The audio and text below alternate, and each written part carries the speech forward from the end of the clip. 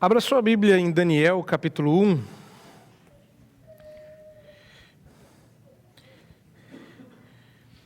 Nós vamos falar hoje de uma das coisas que mais me são caras na vida, nome. E me parece que eu não sou o único que liga para isso, né? Já ouviram tanta brincadeira com nomes aqui. Nós vamos voltar a esse tema.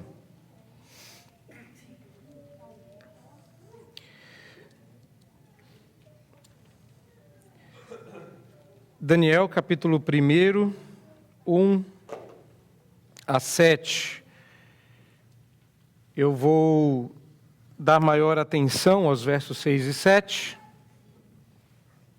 mas eu preciso relembrá-los, porque já faz um bom tempo que a gente passou nesse texto, e pode ser que a gente tenha esquecido de alguns detalhes importantes para relembrar e então entender por que esse recorte que eu vou fazer.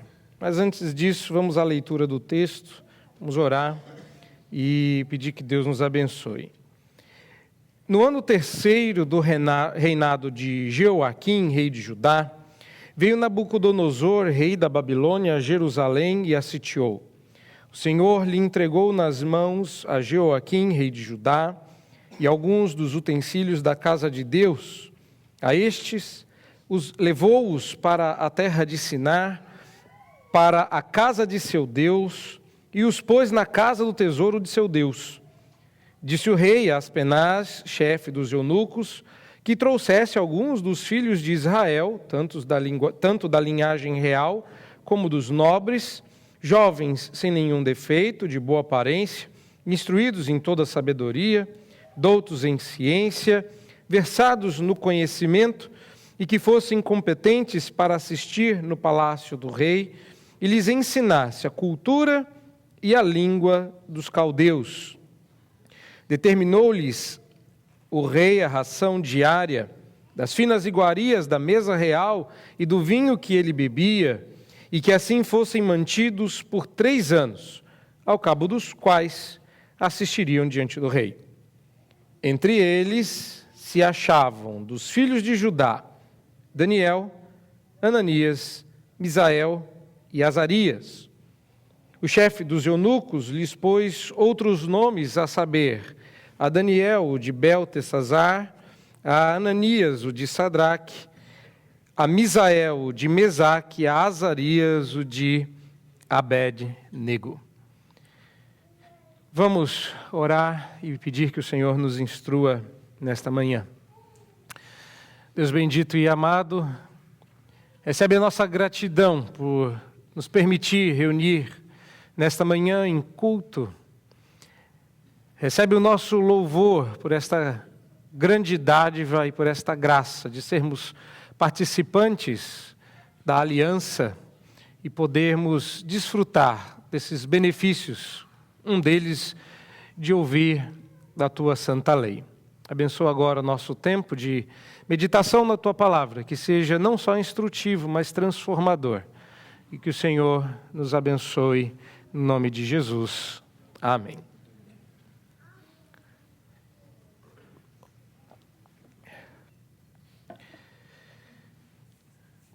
Às vezes é mais fácil quando o seu nome é mais comum das pessoas acertarem. Eu já sofri aqui. Sempre achei meu nome muito comprido. Era sempre mais fácil que me chamassem de Jonas. E eu já falei 2 vezes em 2 devocionais no Mackenzie que eu não me chamo Jonas. E aí o que Deus faz para tornar a minha vida mais fácil? Põe um Jonas para trabalhar comigo. Até aí tudo bem. Mas certa feita eu fui abrir um evento onde o tal do Jonas ia ser o preletor. Ninguém acertou. Eu disse a ele antes de começar, nossos nomes vão ser confundidos. Ele nem pensar, hoje não, hoje vai ficar claro. Pregou um tal de Jonatas Madureira, falou na devocional um tal de Jonas Abdias. Quando acertam, erram. Meu nome é grande, tem muito A, a gente tem que abrir muito a boca. Jonatas. Então é melhor falar Jones. Tem um T ali, discreto, importante, porque afinal de contas ele está lá. É quase hebraico, não é? Não precisa de vogal. Mas o que realmente me chamava a atenção era quando eu morava fora. Aí ninguém acertava. Eu até preferia que me chamassem de Jonathan, mas não emplacou. E aí um dia eu expliquei como é que era o meu nome. E passei os anos sendo chamado de Jonatas. Eu acho que eu dei muita ênfase a essa sílaba preciosa. Nomes são importantes, principalmente se você está no Antigo Testamento. Nomes falam mais do que simplesmente um símbolo designado para convocar uma pessoa. Nomes revelam mais do que o seu próprio caráter. Às vezes o seu nome revela o seu relacionamento com Deus. Nomes são importantes. Eu aprendi, e foi um processo ao longo dos anos, de gostar do meu nome. Acho que eu gosto tanto que eu ando fazendo questão que acertem. E aí Deus só torna a minha vida mais interessante quando me dá um nome como Abdias. Isso vai ficando melhor à medida que vai aumentando o tempo e as oportunidades. Hoje eu quero falar sobre não a importância dos nomes, ou que esses nomes simplesmente significavam, mostrando a raiz, mas sobre como o nosso nome ligado à nossa pessoa gera uma identidade. E de por que Deus prometeu que vai nos dar um novo nome quando nós finalmente nos reunirmos com Ele no céu. E embora muito disso eu não vá abordar diretamente, eu quero mostrar para os irmãos que existe uma estratégia acontecendo e que nós precisamos resistir a esta estratégia. E é por isso que hoje eu quero responder uma pergunta que pode não parecer, mas está nesse texto e está antes do grande versículo.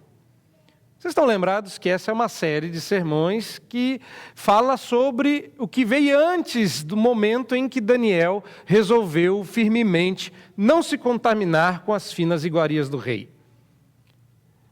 Antes do culto, algumas crianças vieram perguntar sobre o que eu ia pregar, e eu falei que eu ia falar sobre os amigos de Daniel. Aliás, esqueci de perguntar se eles sabiam o nome dos meninos, eu vou perguntar para vocês já.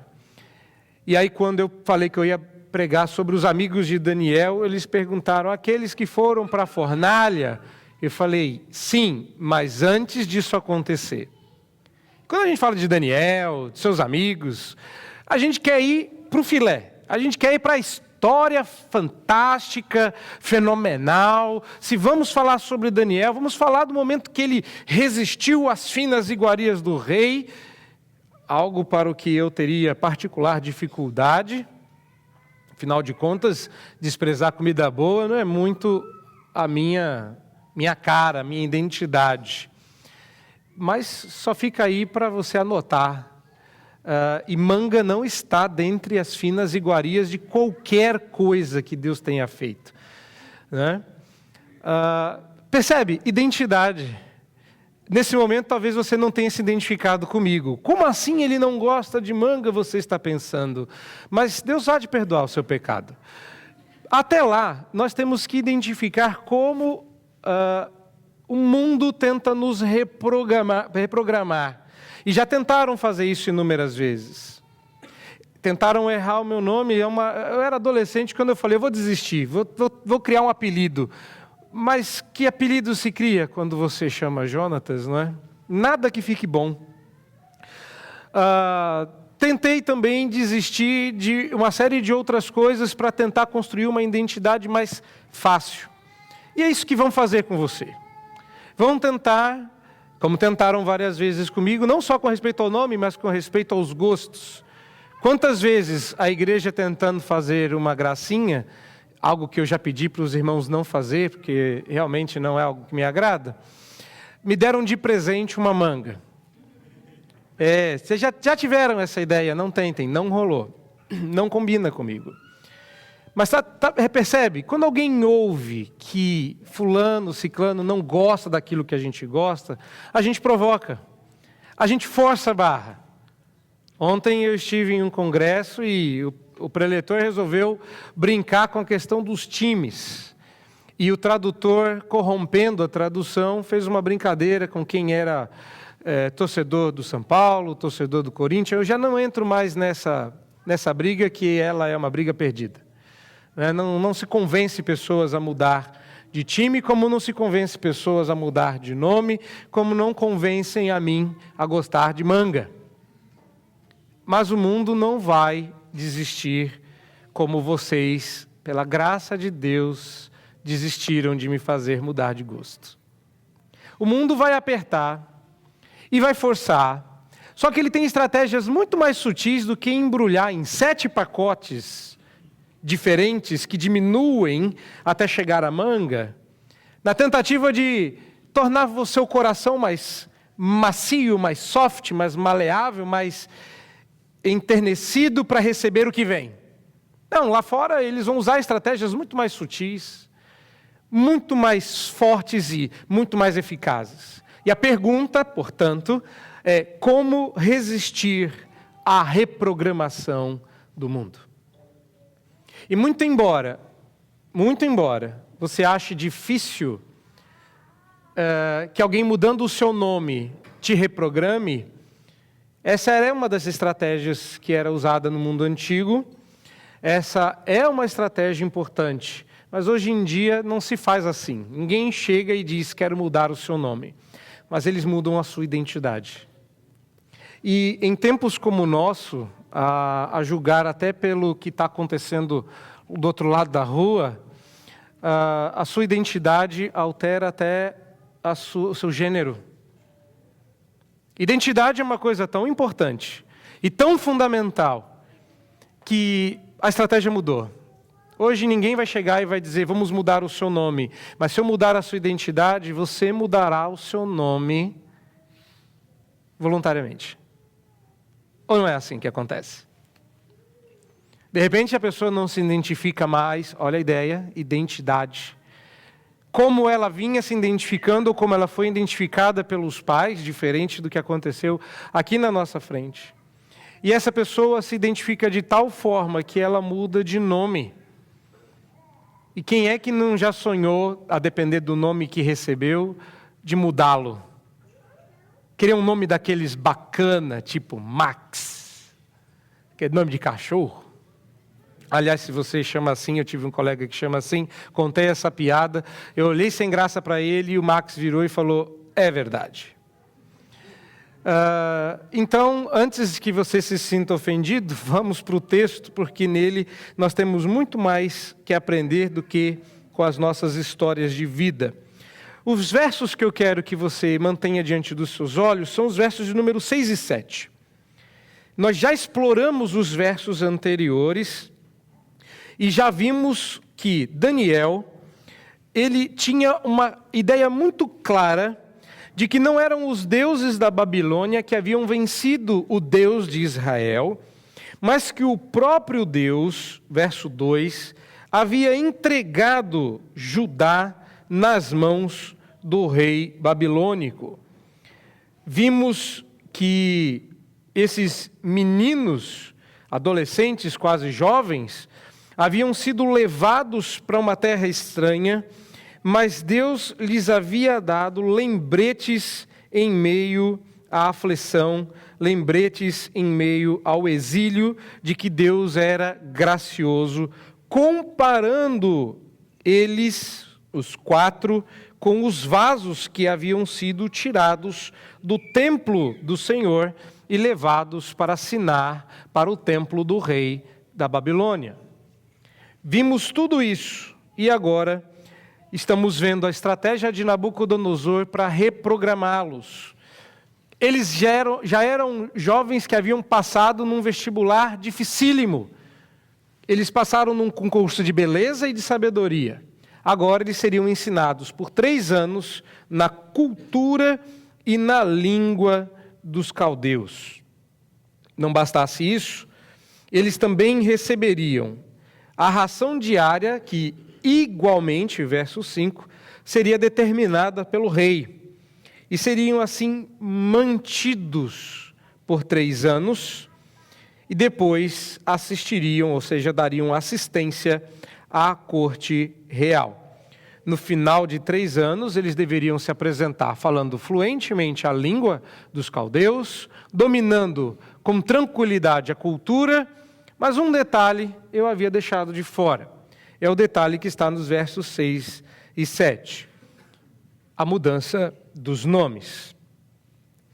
Mas antes de falar das mudanças dos nomes, de novo, a gente adora pular para a parte que mais nos interessa, deixa eu mostrar aqui algumas coisas que ficam para trás quando a gente não presta grande atenção aos detalhes do texto. Primeira coisa que eu quero mostrar, se você quiser resistir à reprogramação do mundo, é que você deve se aperceber que estamos entre eles. Entre eles quem? Calma. Olha lá o verso de número 6 e repare que até este momento o texto vem sendo escrito de maneira muito geral.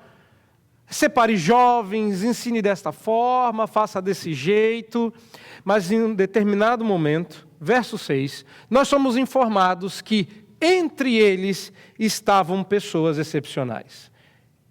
Entre eles estavam 4 jovens que mais tarde se destacariam da multidão. Mas o que eu quero lembrá-los hoje é que eles estavam entre eles. Nós somos bombardeados, e não venha me dizer que só porque você é um bom presbiteriano nesta igreja, você está isento dessa influência. Não está. Mas nós somos bombardeados, dia após dia, com a ideia que nós somos uma geração especial. E que está acontecendo no nosso tempo um mover especial. Ai, como eu gostaria de que nós estivéssemos vivendo realmente uma reforma, um avivamento. Eu sempre gostei desses momentos mais fantásticos do Antigo Testamento. Eu sempre disse, a minha infância toda, que se eu pudesse escolher, se Deus tivesse me dado, se Ele tivesse me consultado, me dado o mapa da história e perguntado em que época eu queria nascer no Antigo Testamento, em algum momento daqueles, tipo abertura do mar. Até o dia em que meu pai disse, se você estivesse lá, você provavelmente não seria daqueles que entrou na terra prometida. E aí eu comecei a pensar, é verdade. A gente se acha especial demais, a gente se acha único demais. A gente até acha que Deus vai nos poupar de certas coisas porque nós somos os queridos do Senhor. E novamente, não é uma ilação. Não é algo que eu digo aqui apenas porque o texto me sugere isso, mas porque alguns poucos anos atrás, uma querida amiga perdeu o pai e me disse, não disse publicamente, eu fui prestar minhas condolências e ela me disse que não esperava isso de Deus. Não esperava que Deus levasse o seu pai. Talvez ela me disse porque eu tinha tido um câncer há alguns anos atrás, Deus houvera me curado de maneira milagrosa, o pai dela faleceu de um câncer. Ora, Deus gosta da nossa igreja, Deus ama a gente. Por que Deus livrou a sua vida e não livrou a do meu pai? Mas ela foi mais discreta do que isso. A dor dela era diferente. Ela disse o seguinte: eu achava que eu era especial para Deus. Você não acha assim também?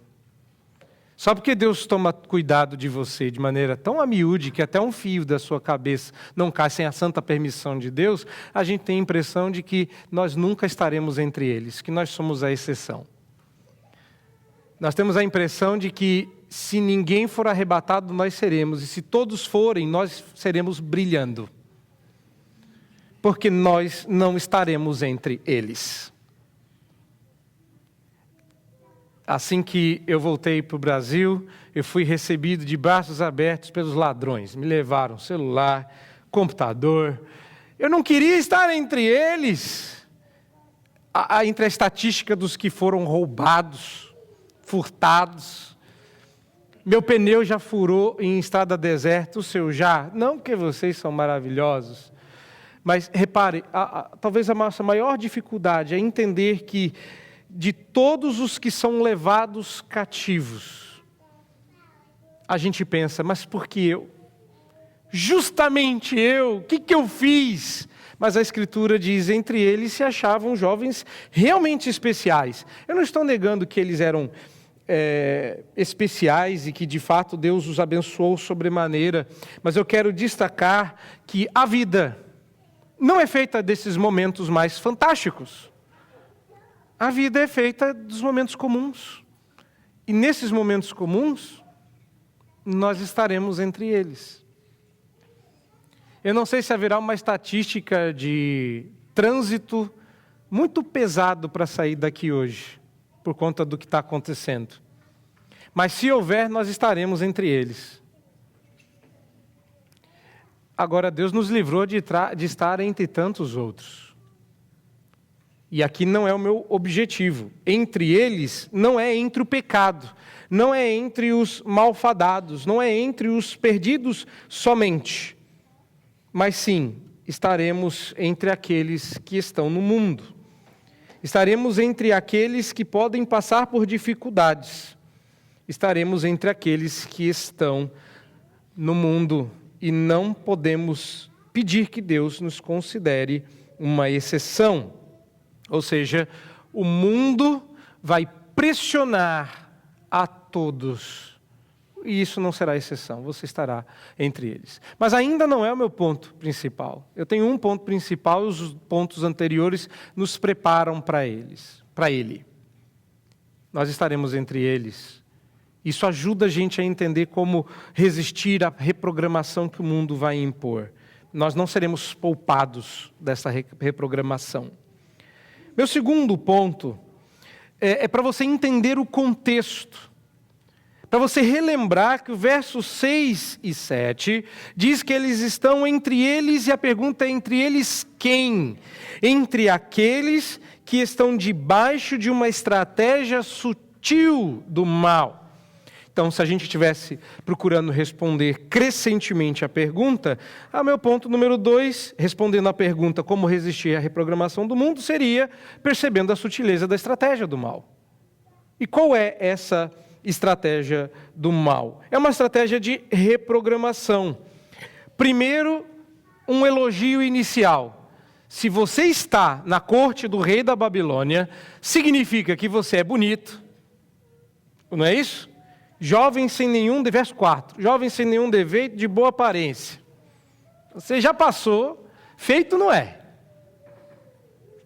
E é isso que o mundo quer, não é? Que quando você compra o molde, quando você consegue aquela roupa, quando você acha o barbeiro que faz o corte, quando você consegue... Eu estou brincando aqui porque eu queria ter barba e está na moda. Então agora estou pedindo a Deus para Deus mudar a moda, para a moda ser sem barba, que aí eu entro na moda. Eu não consigo ter barba. Já tentei, já deixei e eu me torno piada. Então pedir a Deus para que Deus mude. Mas se você entrar na moda, não é só essa moda. Está na moda hoje você parecer um mendigo. Então se você deixar o cabelo crescer, deixar a barba crescer, andar meio desgrenhado, sabe o que o mundo vai dizer? Eis aí uma pessoa bonita, de boa aparência. E a gente gosta disso. Quem não gosta?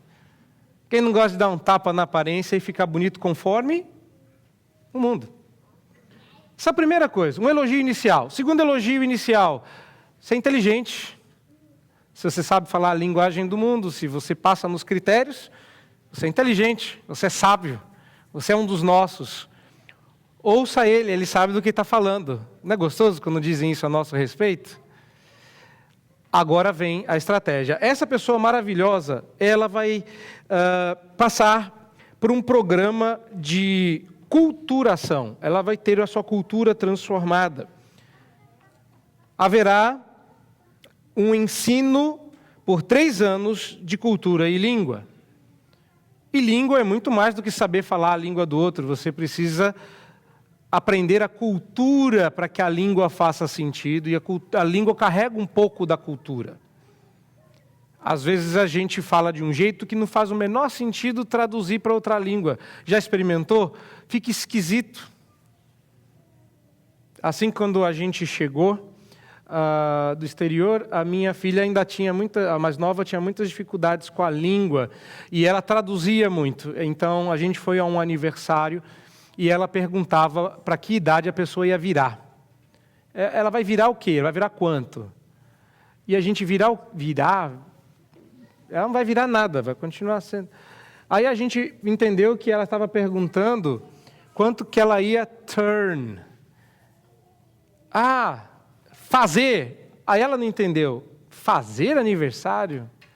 Olha como a nossa língua carrega a nossa cultura, não é? E olha como é esquisito, a gente tem uns apelidos tão nada a ver. A gente chama de cabeludo o careca, não é? Chama de negão o branquelo. É cultura. Em alguns lugares faz sentido, em outros não. Esses meninos teriam que aprender uma nova cultura, uma nova língua, e no final iriam servir o rei que os desterrou, mas para não ficar tão dolorido assim, o rei deu das finas iguarias de sua mesa, para ficar mais suave. O que está acontecendo? Há uma estratégia em andamento, uma redoutrinação, uma reeducação de nossas mentes e cultura e maneira de pensar. Deveríamos pensar, falar e nos entender como cidadãos do reino dos céus. Mas não é isso que acontece. A gente sabe muito bem falar a língua do mundo, a língua da nossa pátria, mas a gente não sabe falar a língua celeste. Quer ver? Quem sabe aqui, sem olhar para a Bíblia, qual é o nome dos 3 amigos de Daniel? Sadraque? Caíram. Caíram e caíram feio. Os pecadores levantem a mão. Quem falou essa brincadeira? Vocês caíram. Por que eu estou dizendo isso? Porque esses não eram os nomes deles. Esses eram os nomes que Nabucodonosor queria que eles adotassem. Agora, se isso cabe aqui, será que você não está caindo em mais coisa? Será que você não está absorvendo mais cultura e língua e não sabe falar a língua celeste? Você sabe quanto tempo custou para que eu entendesse e assimilasse a ideia de que tudo na realidade e na criação é tel-referente? Primeira vez que eu ouvi isso, eu falei, meu Deus, como faz sentido. E 2 anos depois eu ainda estava brigando com esse termo. A gente não sabe falar a língua de Deus, mas sabe falar muito bem a língua dos homens. E se você está pensando na língua dos anjos, eu te repreendo. Não é disso que estamos falando. Estamos falando de cultura. Estamos falando de entender, estamos falando de cosmovisão. De entender a realidade, o mundo à nossa volta, as pessoas, os fatos, a partir da perspectiva divina. Cabe aqui uma crítica à maneira, muitas vezes desleixada, com que deixamos com que a educação dos nossos filhos seja dada por outros que não nós mesmos. Deixamos seus corações serem pastoreados, ensinados e doutrinados por galinhas cantoras, aventureiras estrangeiras e mundos encantados de um senhor com sobrepeso. Será que você entendeu o que eu quis dizer? Como é que chama o nome do mundo lá? Bita. Mas nós não estamos no mundo do Bita, nós estamos no mundo de Deus. E quantas vezes, para quietar, nós enfiamos esse povo para cantar na frente dos nossos filhos, para ver se eles amansam o coração deles? Mas essa é uma crítica muito superficial e eu concordo. Tem coisa muito pior acontecendo que a gente não está se dando conta. Não acho pecado que você use desses subterfúgios como entretenimento. O meu problema é quando você literalmente não disciplina mais os seus filhos, mas os hipnotiza para que fiquem quietos. Quando você já não liga mais para o que está sendo ensinado na escola que seus filhos estudam, para o que está sendo dito no filme que eles tanto amam, na musiquinha que eles cantam. Do quanto nós estamos aprendendo da cultura, até o ponto de pessoas que crescem na igreja dizerem para nós que não vem nenhum problema nos balões multicoloridos espalhados pelo caminho que vocês certamente viram. Percebe das sutilezas, do quanto eles vão trabalhando passo a passo, meticulosamente para alterar a nossa percepção da realidade. Por fim, eu poderia gastar muito tempo fazendo críticas aleatórias, mas por fim, eu quero responder à pergunta: se você percebeu tudo isso, se você percebeu que você está entre eles, que não podemos ser excluídos do mundo, que não podemos nos refugiar numa comunidade apartada e criar a nossa própria microcultura, já tentamos isso, não deu certo. Que não podemos ignorar que existe uma estratégia em andamento. O que eu posso fazer ativamente para resistir à reprogramação do mundo? E a resposta é: desenvolva a sua verdadeira identidade. Desenvolva a sua verdadeira identidade. Fugir muitas vezes não é uma opção. Fugir às vezes nem é possível, como no caso desses meninos. Mas aqueles 4 jovens encararam o desafio, não só de viver naquela circunstância, mas de servir a Deus numa situação nada ideal. E o que é que a mudança dos nomes queria fazer? Ela queria apagar a identidade deles, porque a identidade deles carregava um emblema muito chamativo: o nome de Deus. Você sabe o que seu nome significa? Você sabe o que significam esses nomes? Vamos dar uma olhadinha rapidinho? Olha lá. Daniel, que é o mais tranquilo desses nomes, significa Deus é meu juiz. Essa todo mundo já sabia. Ananias significa o Senhor é gracioso. Misael significa quem é como Deus, e Azarias, o Senhor é a minha ajuda. Agora, eles vão viver e servir a Babilônia e o seu rei. Na cabeça de Nabucodonosor, o Deus de Israel perdeu. Ele não ia tolerar dizer o nome desse Deus toda vez que tivesse que chamar Misael ou Azarias. Agora, olha só, não é sem motivo que o homem que chama Deus é meu juiz passe a se chamar Baal te proteja. Curioso, não é? Olha só que interessante. O homem que se chama...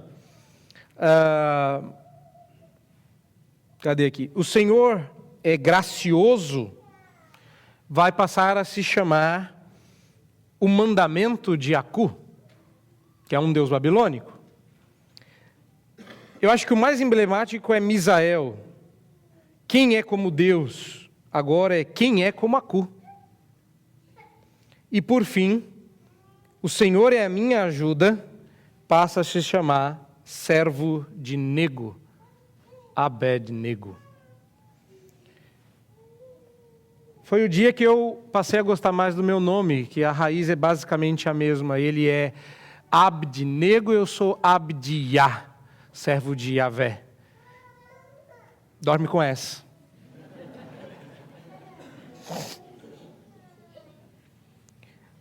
O que essas estratégias mundanas desejam é nos fazer esquecer de a quem nós devemos recorrer e quem nós somos diante de Deus. Eu vou bater em outro lado, então me permita dizer algo que precisaria já estar claro para você a essa altura.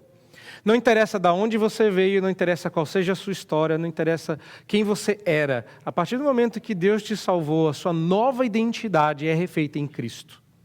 Você é um servo de Deus, você é um filho de Deus, você está sendo refeito à imagem de Jesus. E nada, nenhum acontecimento, circunstância, passado ou dor é maior do que essa identidade que Deus está refazendo em você. Isso já devia estar claro.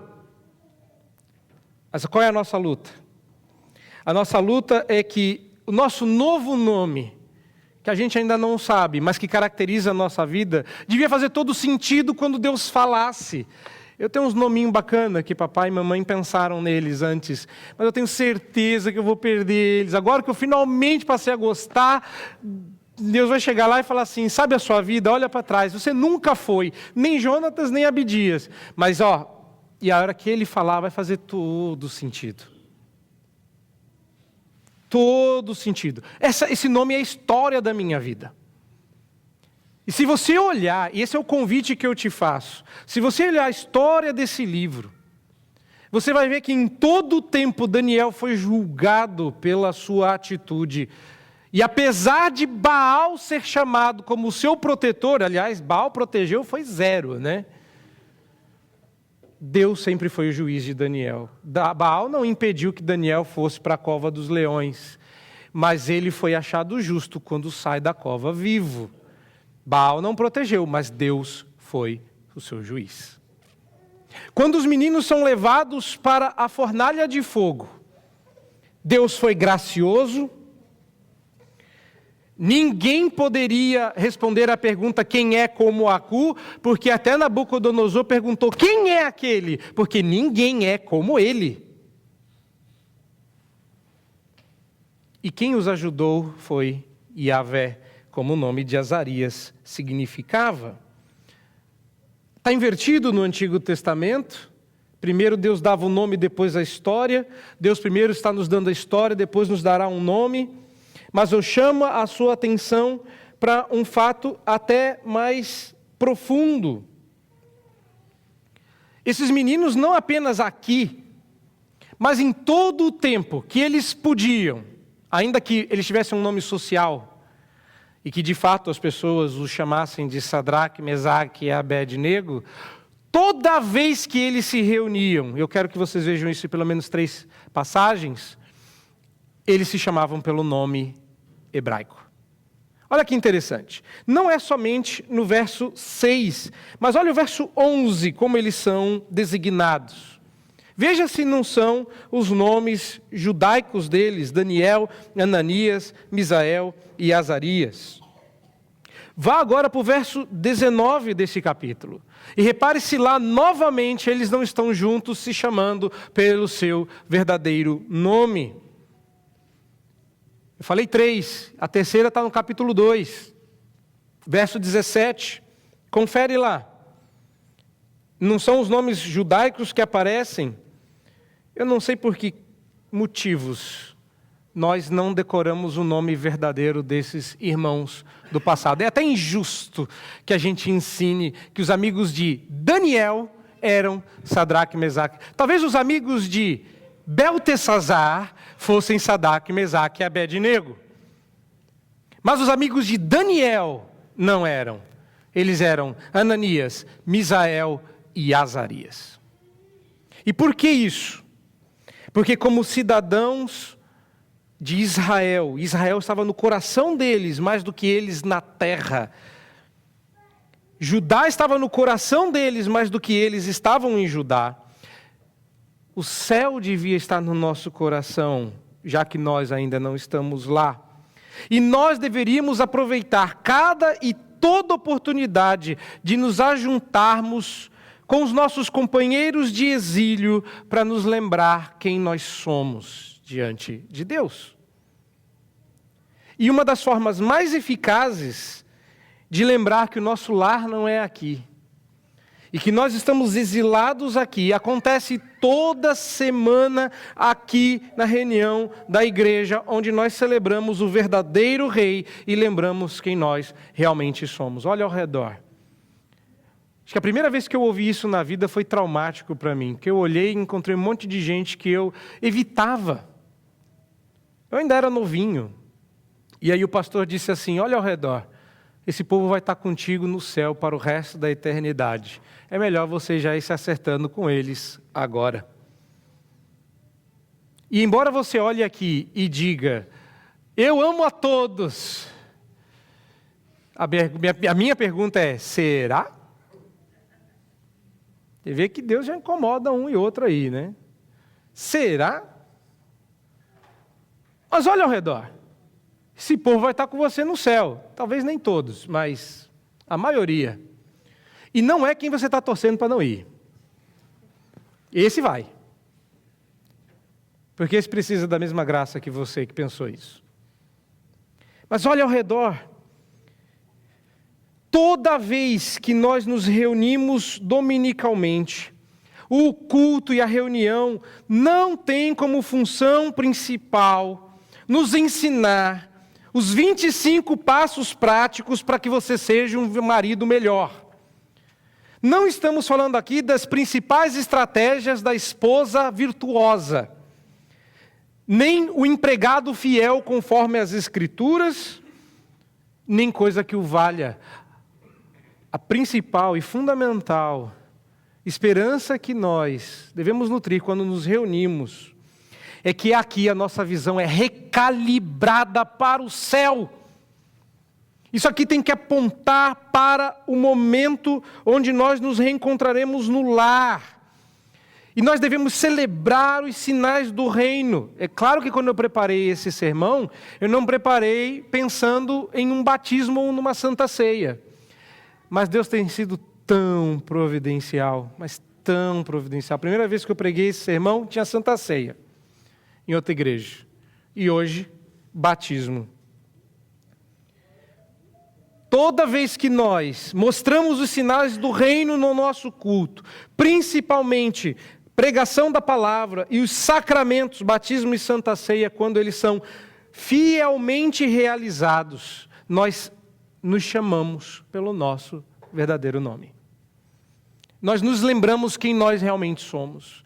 Nós reaquecemos a nossa identidade. O problema é que você vem aqui para recarregar suas baterias e vai lá para gastá-las. De certa forma é verdade, lá fora. Mas o meu ponto aqui é outro. Você não vem aqui somente para tomar e levar embora, para se limpar espiritualmente, para sair daqui se sentindo bem. Ai, que delícia, como foi bom o culto. Estou me sentindo tão recarregado. Não! Você vem aqui para lembrar o que você esqueceu durante a semana. Você ouviu tanta abobrinha, tanta coisa errada. Você ouviu que você é isso, que você é aquilo, que você é um depressivo, um derrotado, um ansioso, um lascado, um perdedor. Não, você vem aqui para ser relembrado. Sabe quem você é? Você é um filho amado de Deus. Você vem aqui para ser relembrado que teu verdadeiro ajudador é o Senhor. Você vem aqui para ser relembrado que o seu juiz é Deus. Você vem aqui para ser relembrado que nosso lar não é aqui.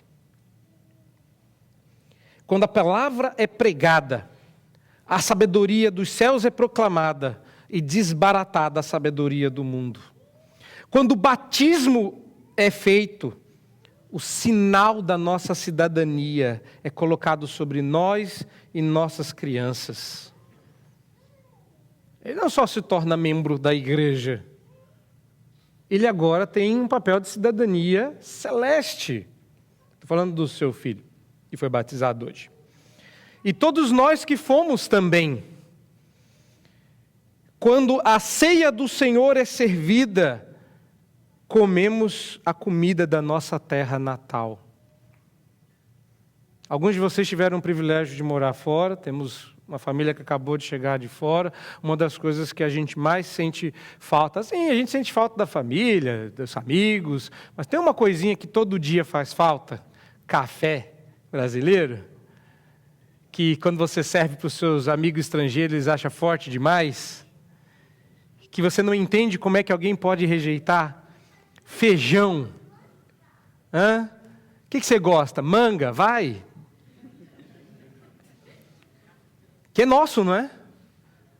Ontem falaram do açaí. Tem tanta coisa que lembra, e é curioso como só a gente gosta. A gente come, que é uma maravilha. Aí alguém vai apresentar da cultura deles. Já comeu isso aqui? É da nossa cultura. Aí você vai provar. Uma experiência transcultural. Você põe na boca e fala, como é que essa pessoa engole isso? E ela está comendo com gosto. O que é a Santa Ceia? A Santa Ceia é a comida da nossa terra natal. Seu verdadeiro lar, sua verdadeira terra, sua verdadeira cultura. Quando a pregação é falada, a nossa verdadeira língua é proclamada. E quando nós nos reunimos, as pessoas que habitam na nossa verdadeira casa se ajuntam conosco. Todas estas coisas nos relembram e ajudam a preservar nossa verdadeira identidade. Sim, às vezes, nós esquecemos quem somos. E numa brincadeira, a gente troca de nome e depois de um bom tempo a gente já não se identifica mais pelo nome verdadeiro. Te chamaram tanto tempo desse nome que você já acha que ele é seu. A minha pergunta é, quanto tempo é preciso chamar Misael de Mesaque, até ele achar que ele é realmente Mesaque? Segundo o texto, você pode chamá-lo pelo resto da vida, sim, que isso não altera quem ele realmente é. E aqui, para concluir, talvez você esteja se perguntando se a verdadeira lição, se eu não vou terminar esse sermão dizendo que você devia ser como Misael, que ai, você não é como Daniel, e você devia ser. E ai que errado você não ser como Ananias ou Azarias. E se eu terminasse o sermão assim, eu seria bem moralista. Poderia ter umas aplicações legalistas e você sair daqui com um fardo terrível, achando que quem é como Misael? Porque eu não sou. Daniel pode ter Deus como juiz, mas eu, pobre de mim. E no final eu estaria exaltando irmãos que precisam da mesma salvação que nós. Não. A boa notícia é que Jesus Cristo, Filho de Deus, nosso Senhor e Salvador, conquistou tudo isso para nós. Não precisamos desmaiar, não precisamos nos esforçar, não precisamos enlouquecer. Você foi eleito e amado desde a eternidade. O que há de especial em você não é você fazer as coisas, mas Deus que opera em nós, tanto querer quanto realizar. Então, se eu fosse fazer verdadeiras aplicações que apontassem para Cristo, eu diria que, nós estávamos entre eles, entre os perdidos, entre os cegos, entre os loucos. Nós estávamos entre eles e quando perdidos fomos achados. Quando cegos, Deus nos fez ver novamente. Estávamos nas trevas entre eles, mas Deus nos chamou para o reino do Filho do seu amor. Aqueles jovens sabiam que não eram especiais, e é por isso que Deus os usou de maneira muito especial, os usou de maneira especial e há de nos usar também. Não somos nós quem fazemos a diferença, mas Deus é quem faz. Jesus, em João 16:33, já tinha nos advertido que nós passaríamos no mundo por várias aflições, mas que com bom ânimo nós também venceríamos o mundo, porque Ele venceu. Foi Ele, não você, foi Ele que foi desafiado a esquecer quem era. Foi Ele que venceu a tentação de não esquecer quem era. Se és o Filho de Deus, transforma, come. Se és o Filho de Deus, desce da cruz. Em todo o tempo, quem foi realmente desafiado na sua identidade foi Cristo Jesus. E se você pode vencer os desafios desse mundo sem temor, é porque Cristo Jesus venceu antes de você e por você.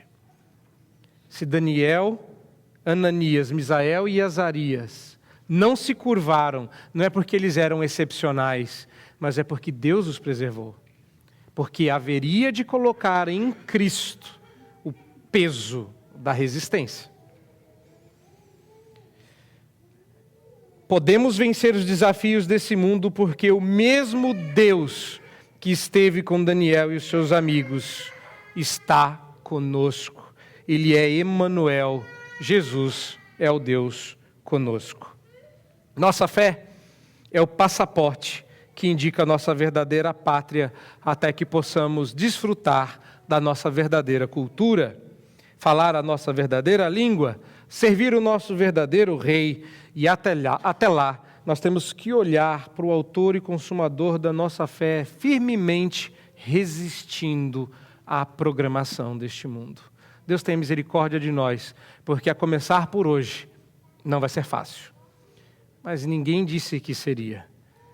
Ele apenas disse que estaria conosco, fosse fácil ou difícil. Que Deus nos abençoe. Amém.